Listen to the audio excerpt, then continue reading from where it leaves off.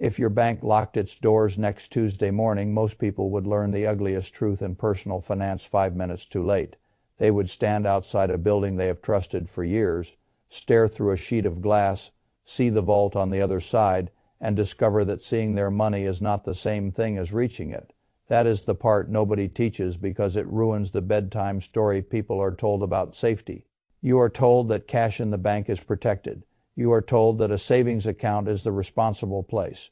You are told that the bank is a vault with better lighting, a mobile app, and a customer service number. What you are not told is that the moment your money crosses that counter, it stops being your property in the way that matters most in a crisis. It becomes the bank's liability to you. It becomes an IOU. It becomes a promise made by a leveraged institution whose business model depends on the fact that not everybody will ask for their money back at the same time. That is not a conspiracy. That is the design. And if you do not understand the design, you will confuse convenience with ownership right up until the hour when convenience disappears. I have spent my life watching what separates people who keep their footing from people who get carried out by the current. The answer is almost never brilliance. It is almost never speed. It is almost never a secret stock tip or some piece of glamorous financial engineering. It is structure. It is where you stand before the strain shows up. It is whether you built your life on an asset you own or on a promise somebody else made. That distinction sounds dry when the system is functioning. It sounds like contract language. It sounds like something for lawyers and regulators and men with gray binders. Then a crisis arrives, and the dry language turns into destiny. A farmer in a small Nebraska town once walked to his bank to get a little cash for supplies. He did not come to speculate. He did not come to borrow. He did not come because he had done anything reckless. He had worked, saved, deferred, and trusted. He arrived to discover a handwritten sign taped to the door, closed until further notice. His money was still inside that building. He could see the place where it had been kept. He just could not reach it anymore. That man was not destroyed by greed. He was destroyed by a misunderstanding about where safety actually lives. Most ordinary people think risk means fluctuation. They think risk means the stock market moving up and down. They think risk means buying the wrong thing. They think the dangerous part of money is the visible part. In truth, the most dangerous risks are often the invisible ones, the legal classifications, the chain of claims ahead of you, the reliance on confidence, the fragile architecture under a system that looks solid because it has not failed in front of your face lately. A lot of people imagine that wealth is built by chasing return. I do not see it that way. Wealth is built by first deciding what must never be exposed to a single point of failure. That is the mother line running through everything that matters in finance. Before you ask how to earn more, ask what can wipe you out. Before you ask how to grow, ask what can lock the door. Before you ask what pays the most, ask what still belongs to you when the room gets noisy. If you miss that sequence, you can spend 20 years being disciplined and still lose to one weekend of institutional panic. The modern depositor lives inside an illusion so seamless that he mistakes daily access for permanent ownership. He taps an app, sees a balance, and feels relief. He looks at the number and tells himself that it represents something real, and in one sense it does. It represents labor, it represents sacrifice, it represents time traded for security, but in another sense, the only sense that matters when conditions turn, that number is a claim against a private institution, not a stack of bills with your name on it, not a sealed compartment reserved for your family, a claim. And claims have hierarchy. That is what ordinary people do not study until after the funeral. When you deposit $1,000 into a bank, the bank does not tuck that $1,000 into a quiet drawer and wait for your return. It lends, it leverages, it transforms your certainty into its operating raw material. Under fractional reserve banking, a fraction is held back and the rest goes back out into the world as loans, obligations, and exposure. Your deposit becomes part of a web. Another institution touches it, another borrower depends on it, another maturity date is stretched against another liability. A whole architecture rises on top of something you thought was standing still. That architecture works beautifully. When confidence is intact, It is brutally fragile when confidence breaks. I want you to notice something important here. The system does not fail first because the vault is empty. The system fails first because confidence leaves faster than assets can be converted into cash. That is why banks can look healthy on Thursday, reassure people on Friday, and collapse by Monday. The mechanism is not mystery. The mechanism is mismatch. Depositors want short-term access. Banks hold longer-term assets. When enough people ask for immediate repayment at once, the elegant language of modern banking is suddenly reduced to a primitive truth. There is not enough ready money for everybody. This is why I say that the central product a bank sells is not safety. It is confidence. And confidence is a wonderful business until it has to be redeemed all at once. The story people tell you is that 1929 was a market crash story. Brokers shouting, tickers lagging, fortunes vanishing on Wall Street. That is the famous picture. It is also incomplete. The stock market crash was the spark. The bank failures were the slow fire that moved through towns, payrolls, farms, family savings, and daily life. More than 9,000 American banks failed between 1930 and 1933. Millions of depositors learned that a statement balance is not the same thing as a protected claim. Over $7 billion in deposits was wiped out, a number that would translate to well over $140 billion in today. That's money. That is not ancient folklore. That is a system report. And the reason it still matters is simple. The architecture that allowed that disaster was never truly dismantled. It was buffered. It was repackaged. It was wrapped in stronger language, better regulation, broader backstops, and cleaner branding. But the load-bearing beams are still confidence, mismatch, and leverage. The names improved. The vulnerability remained. This is where people try to calm themselves with the FDIC. And I understand why. They hear the phrase insured deposits and conclude that the matter is settled. They picture a giant vault of public money sitting ready to make everybody whole under any strain. They imagine coverage the way a child imagines a giant parent standing behind him, permanent, immediate, total. That is not how it works. The FDIC fund has insured more than $10 trillion in deposits, with roughly $116 billion in resources. That is about 1.1 cents behind every insured dollar. Not $1, not 50 cents. About a penny. If you hear that ratio correctly, a very important mental shift begins. The fund was never designed to absorb every major failure at once. Let's put us down to prevent panic by making people believe panic was unnecessary. In other words, the belief is part of the machinery. The confidence effect is doing as much work as the money. That does not mean the FDIC is meaningless. It means most people misunderstand what it can and cannot do under systemic strain. In an isolated bank failure, the machinery can work quietly. Regulators step in, claims get processed, depositors under the covered limits are made whole. The story stays contained. Confidence survives because the problem is local. But a systemic event is different. A systemic event tests not just a bank, but the narrative around the whole structure. If multiple large institutions fail together, the fund itself is not the answer. The answer becomes borrowing, emergency intervention, Federal Reserve support, Treasury action, political discretion, and whatever emergency bridge can be built quickly enough to stop wider contagion.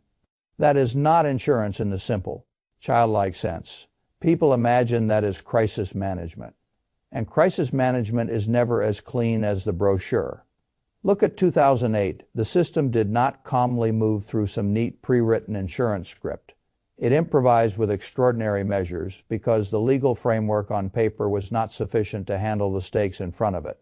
Look at March of 2023. Silicon Valley Bank went from seemingly stable to failed in 48 hours. 94% of its deposits were uninsured. The authorities decided to backstop all depositors, including those above the standard insurance limit, because they feared contagion. Read that sentence slowly. They decided that was a discretionary act under pressure. It was not proof that every future decision in every future crisis will unfold the same way, on the same timetable, with the same political appetite and the same result. This is the gulf between what the public thinks a guarantee means and what a guarantee actually becomes when the stakes are high. Normal times teach people the wrong lesson because normal times allow the illusion to survive. The card works, the transfer clears, the salary lands, the app opens, so people conclude the structure is secure. Number the structure is functioning. Those are different words. A bridge that has not collapsed today is not automatically a bridge built for every possible load tomorrow. A bank that has not failed in your lifetime is not automatically a permanent fortress. A system that has worked for long stretches is not automatically immune to the same logic that broke it before. What most families need is not more reassurance. What they need is a different identity. They need to stop thinking of themselves as obedient depositors and start thinking of themselves as custodians of capital. That identity shift changes everything. An obedient depositor asks, which bank has a nice app and a decent yield? A custodian of capital asks, which part of my life can tolerate counterparty risk and which part cannot?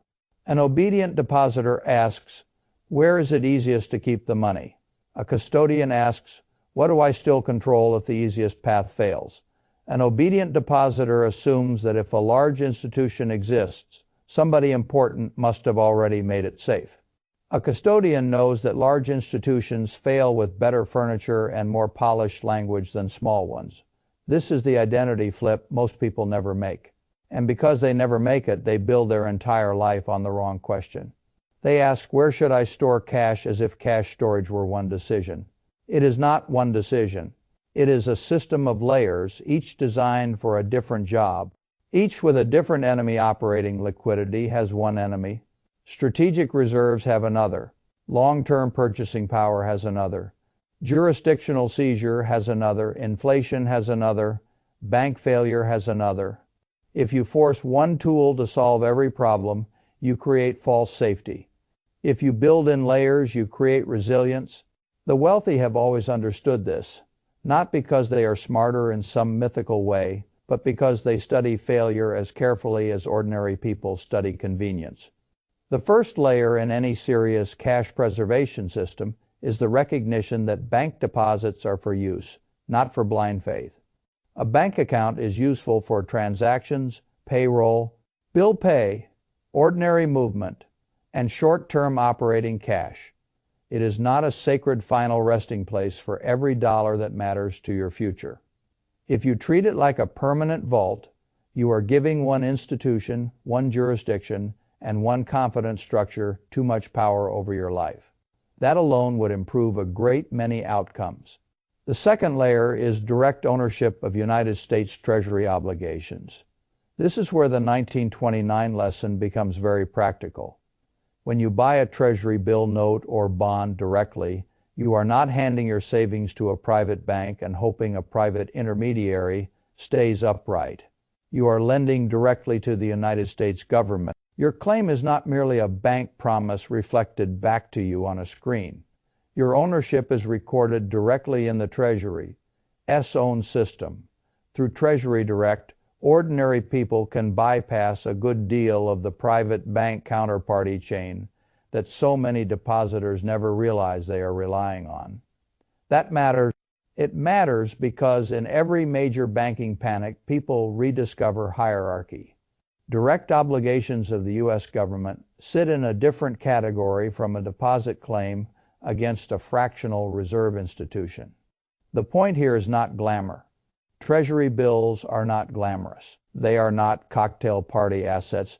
They do not let people fantasize about instant wealth. What they offer is something much more valuable for the reserve portion of your life. Clarity, directness, priority, a cleaner claim, and a shorter chain between you and the obligation. In finance, shorter chains are often safer chains. A lot of people do not appreciate the emotional benefit of that until they have lived through a period where counterparties start wobbling when fear enters the room. Complexity stops being sophisticated and starts being exhausting. You do not want to discover in the middle of strain that your so-called cash reserve is actually an entangled set of dependencies across institutions you never examined. You want boring, you want direct, you want few moving parts. The third layer is physical precious metal, with gold as the central case, and it must be discussed honestly rather than romantically. Gold has endured across centuries because it sits outside the printing press. It does not depend on a central bank meeting. It does not care about a software outage. It does not need a banking holiday to reopen. It cannot be multiplied by decree. It is no one else's promise. That is its power. In a world drowning in paper claims, gold remains a settled asset in physical reality. That quality becomes especially valuable when trust in financial claims is what is breaking. But adults do not build systems on romance. So we also need the uncomfortable sentence. The United States government confiscated gold before. In 1933, Roosevelt's Executive Order 6102 required citizens to surrender gold bullion in exchange for paper dollars. Let's put it's not a rumor, it was federal action. That means any intelligent discussion of gold has to carry two truths at once. Gold reduces banking system dependence. Gold is not magically immune to state power. Mature asset protection means holding those two truths simultaneously, instead of pretending either one is absolute. A man who cannot hold two competing truths at once is not ready to steward serious money.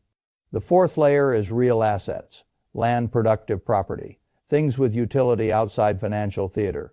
In every severe currency or banking dislocation, the assets that continue to matter are the assets tied to lived reality.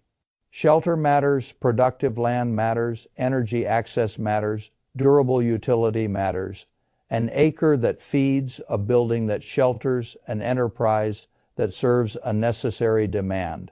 These retain relevance when spreadsheets turn political and electronic balances start depending on the mercy of decision. Makers' real assets are not perfect. They are illiquid, they can fall in price, they can suffer in a deflationary contraction when credit evaporates and buyers disappear. But they are not somebody else's unsecured promise to you. They are not digitally conjured balances resting on a private institution's confidence cycle. That difference is enormous. When the financial system becomes a room full of promises shouting over one another, the things that still matter are the things human beings still need. The fifth layer is geographic optionality, and ordinary people often dismiss this too quickly because it sounds like something only billionaires can do. I think that is a mistake. The principle matters even when the execution is modest. If every meaningful dollar, every account, every legal claim, and every access path you have sits under one government, one banking structure, and one set of emergency rules, then one bad policy weekend can touch everything you own at once. Optionality is not paranoia. Optionality is breathing room. In some cases, that means foreign accounts lawfully reported in jurisdictions with strong traditions of property rights. In some cases, it means currency diversification. In some cases, it simply means refusing to place every path to liquidity under one roof. The exact implementation will differ by size and circumstance. But the governing idea is universal. No single switch should be able to shut off your whole life. That is the blueprint people with durability follow. Not because collapse is certain, because concentration of fragility is foolish. Now let me make this more concrete, because the biggest mistake people make after hearing a warning like this is moving emotionally. Instead of structurally, fear is not a plan. Panic is not a protocol. You do not bury cash in the yard because you heard a dramatic story about 1929. You do not turn your life into a bunker fantasy. That is just another form of financial childishness, the mirror image of blind trust. What you do is build a protocol. You decide what money is for. You separate operating money from reserve money. You separate transactional convenience from long-term safety. You separate inflation defense from bank failure defense. You separate what must be liquid this week from what must survive the next decade. That sorting process is more important than any single asset choice. Most people's real problem is not that they have chosen the wrong account. Their problem is that they have allowed one account to become their whole strategy. Salary arrives there, emergency fund sits there, future down payment sits there. Business buffer sits there, psychological security sits there, identity sits there. One institution becomes payroll system, reserve system, confidence system, and future system all at once. That is too much burden for one architecture. If you force one pillar to carry the whole house, you should not act surprised when cracks become existential. A stronger approach begins with a simple decision. Money needed for ordinary monthly life can live where convenience matters. Money that represents survival capital should be treated with a sterner standard. The cash you may need immediately in a normal week is one thing. The capital that must still exist if the normal week disappears is another thing. Once you grasp that distinction, you stop asking, where should I keep my money, and start asking which form of claim best matches the danger I am trying to survive. That is a much better question. It leads to adult answers. Suppose you are holding savings for near-term security. The bank may still play a role, but only as one layer among several, and never as a theological object. Perhaps some stays within insured limits in more than one institution, if scale requires it. Perhaps a meaningful reserve sits in short-term treasury bills directly held. Perhaps some portion that is meant to stand outside the banking system entirely is held in physical metal with the risks understood. Perhaps long-horizon capital moves into productive real assets over time. Perhaps those with the means and need add a lawful international dimension. This is not about drama. It is about not confusing one tool with the whole toolbox. The arithmetic here matters, too. If the FDIC fund supports about 1.1 cents against every insured dollar, what you really possess in a systemic crisis is not a giant pile of waiting cash, but a hierarchy of political and monetary responses. That means your true risk is no longer just whether you get nominal dollars back. Your risk is timing, access, discretion, inflation, and the erosion of purchasing power that can follow rescue operations funded by monetary expansion. Many people think in a crisis the only question is, will I get paid? That is an incomplete question. The full question is when, under what conditions, through whose discretion, and what will those dollars buy by the time the smoke clears? That is how grown men think about reserves. Nominal recovery can coexist with real loss. You can be made whole on paper and poorer in reality. Cyprus taught the public another lesson many people prefer to forget. In 2013, depositors woke to find that large, uninsured balances could legally be converted into bank equity. Imagine that for a moment. Money that people thought was sitting safely became a sacrificial layer in a resolution process overnight, with no meaningful vote and no appeal that mattered in time. People discover very quickly in those moments that the legal definition of a depositor is not the emotional definition they have been living under. The bank does not need to hate you to subordinate you. The contract already did it. This is why I dislike lazy language about safety. Safety is not a sticker. Safety is structure plus legal claim plus optionality plus time horizon. Remove any one of those and what looked safe may simply have been untested. There is another human weakness at work in all of this, and it is worth naming because naming mechanisms makes people harder to fool. I call it inheritance thinking.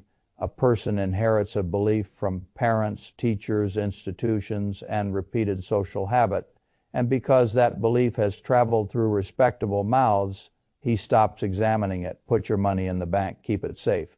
That sentence entered family life so deeply that most people never ask what kind of safety is being described. Safe from theft, safe from yourself, safe from spending, safe from fire, safe from inflation, safe from bank insolvency, safe from state action, safe from currency decay. Those are different threats. But inheritance thinking bundles them together and hands you one polite ritual as if it defeats them all. It does not. Civilization gets more dangerous when its rituals survive longer than the assumptions that created them. I also want to address the psychological comfort people derive from familiarity. Harold trusted his bank partly because he had always trusted his bank. It was in the same town, the same clerks worked there, the same building stood there. Human beings confuse repeated exposure with reduced risk. We do it in business, in relationships, in politics. In money, familiarity feels like proof. It is not proof. It is memory wearing a security costume.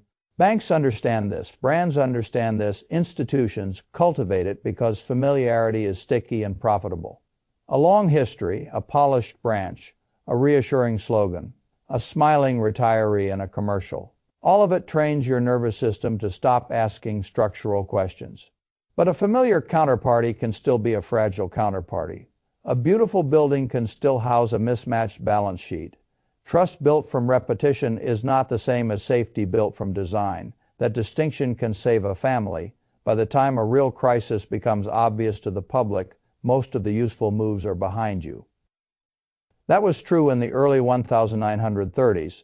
It was true in 2008. It was true in 2023. The people who come through those periods with the least damage are rarely the people who reacted fastest after the headline. They are the people who prepared before the headline mattered. That is why I do not frame this conversation as prediction. I frame it as standards. You do not need to know the day the strain arrives. You only need to know the design is strained. Prone and then refuse to live as if a single institution deserves blind custody over your future. I have seen many people confuse optimism with refusal to prepare. That is a child's idea of optimism. Adult optimism says, I expect life to go on. I expect enterprise to continue. I expect America to remain productive, and precisely because I plan to be around for that future, I do not hand my survival to one weak point. In the meantime, that is the kind of optimism I respect. It has backbone. It acknowledges human error, institutional failure, and political improvisation without becoming melodramatic. If you want a simple sentence to remember this one. A bank account is a useful tool. It is a bad religion. The moment you turn a tool into a religion, you stop inspecting it. And uninspected tools fail at the worst time. Now let us go one layer deeper, because money is never just money. Money is stored time. It is stored labor. It is stored choices you did not make. When a person loses savings in a banking event, he is not just losing digits. He is losing late nights, early mornings, meals skipped, risks not taken, pleasures delayed, years carried forward in compressed form. That is why these failures wound so deeply. The loss feels financial on paper, but existential in the body. A man realizes that what disappeared was not only cash, what disappeared was the memory of discipline converted into an inaccessible claim.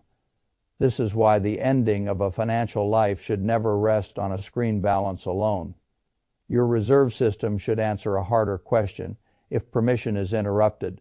What remains if one institution fails? What remains if one policy changes? What remains if access is delayed? What remains if nominal rescue comes with purchasing, power erosion? What remains? Those questions are not extreme, they are merely mature. And mature people do not wait for catastrophe to begin asking them. The long game in finance is not won by the person who squeezes the last extra basis point out of a fragile arrangement. It is won by the person who can stay in the arena, maintain agency, and avoid forced decisions. When others are cornered, forced decisions are expensive. Forced selling is expensive. Forced dependence is expensive.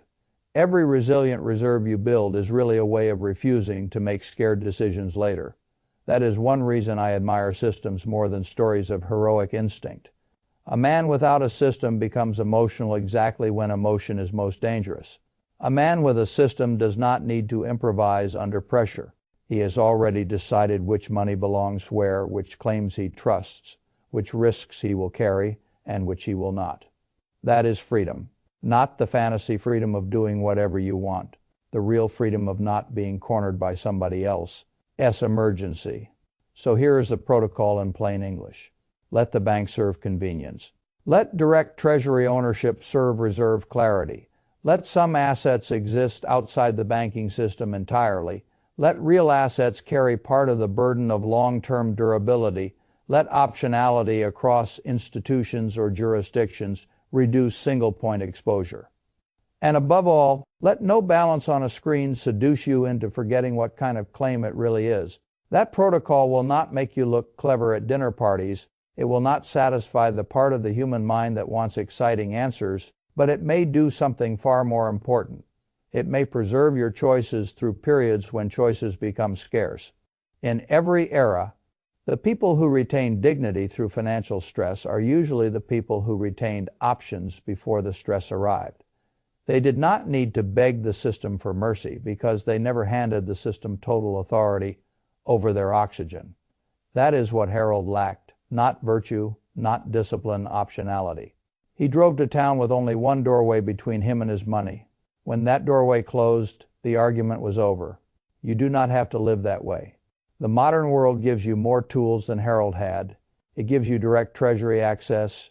It gives you information. It gives you a century of institutional autopsies. It gives you legal ways to diversify claims, to separate functions, to reduce dependence on any one node. What it also gives you, unfortunately, is a far more seductive illusion of safety. The app is smoother, the branding is better, the reassurances are more polished, the speed of access is extraordinary, and all of that convenience can persuade people that fragility has been abolished when all that really happened is that fragility became easier to ignore. Never confuse speed with strength. A fast digital bank run is still a bank run. A beautiful app sitting on a mismatched balance sheet is still a mismatched balance sheet. A larger institution with a more famous name is still an institution that can fail. If you hear anything in my voice today, hear this. Your job is not to predict the next banking crisis. Your job is to make sure the next banking crisis, whenever it comes, does not get to write your family. S-ending, that is a very different mindset. It moves you from spectator to architect. It moves you from trust to judgment. It moves you from hoping the door stays open to making sure one door is never the whole plan. When people ask me where to store cash if banks fail, they usually want one answer, one perfect box, one neat solution. But serious money rarely yields to one. Answer thinking, cash storage is not a location problem, it is a design problem.